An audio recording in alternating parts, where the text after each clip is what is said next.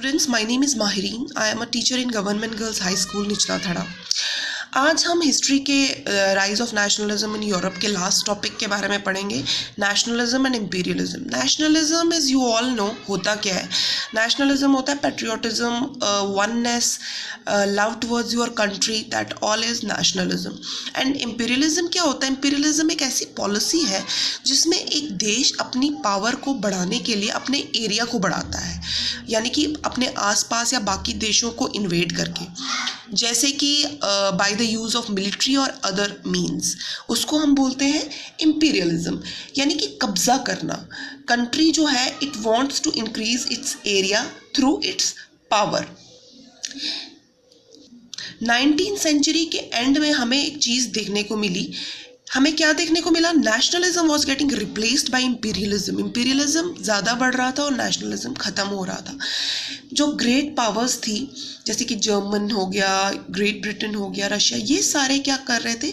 ये सारे इन्वेड करना चाहते थे बल्कान्स को। बल्कान्स क्या था? बल्कान्स जो है प्रेजेंट डे का सर्बिया, रोमानिया, बल्गेरिया, जो अलग अलग कंट्रीज़ बन चुकी हैं आज, तब एक ही कंट्री थी जिसका नाम बल्कान्स था। वहाँ पे काफ़ी ज़्यादा रीजनल और एथनिक डाइवर्सिटी देखने को मिलती थी। तो उसको ये सारी ग्रेट पावर्स जो है वो इन्वेड करना चाहती थी, उसको कवर करना चाहती थी ताकि अपनी पावर को बढ़ा सके। काफ़ी सारी कंट्रीज़ ने इसके लिए फ़ाइट करना शुरू कर दिया, बल्कान्स के लिए। तो इसका नतीजा क्या निकला? इसका आउटकम ये निकला कि वो ये सब करने में तो सक्सेसफुल रहे नहीं। बहुत सारी वॉर्स हुई, बहुत ज़्यादा डिस्ट्रक्शन हुआ, बहुत ज़्यादा नुकसान हुआ। पर इसका रिज़ल्ट क्या हुआ? इसका रिज़ल्ट हुआ फर्स्ट वर्ल्ड वॉर।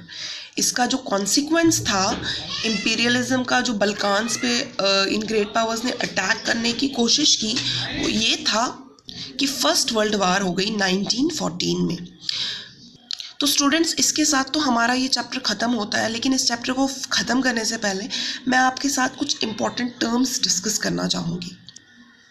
एब्सोल्यूटिस्ट्स होता है अ गवर्नमेंट और system of rule without restraints on the power exercised. Absolutists की मैं आपको एक अच्छी सी एग्जांपल देती हूँ, मोनार्ची की, जिसके बारे में हम बहुत पहले से पढ़ रहे हैं। मोनार्ची में क्या होता था? राजा लोगों का रूल होता था। आपको पता है, एक कोई राजा होता था जिसके पास फुल अथॉरिटी होती थी, कोई लिमिट नहीं थी। चाहे वो अच्छा हो तो लोगों के साथ अच्छा होगा, बुरा हो तो लोगों के साथ बुरा होगा। ये सब उसी के हाथ में था। वो चाहे तो अच्छा करे, चाहे तो बुरा करे, कोई उसे कुछ बोल नहीं सकता था। तो ये था absolutists, when absolute power is in one hand.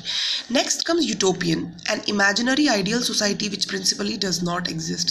Utopian एक ऐसी सोसाइटी होती है, एक ऐसी आइडियल सोसाइटी होती है जहाँ पे सेल्फ गवर्नेंस हो, जहाँ पे लोग बहुत प्यार से अच्छे से रहते हैं, लेकिन जहाँ पे सरकार की ज़रूरत ही नहीं पड़ती, क्योंकि वहाँ ऐसा कोई इशू ही नहीं होता कि कोई उनको कंट्रोल करने का के लिए हो।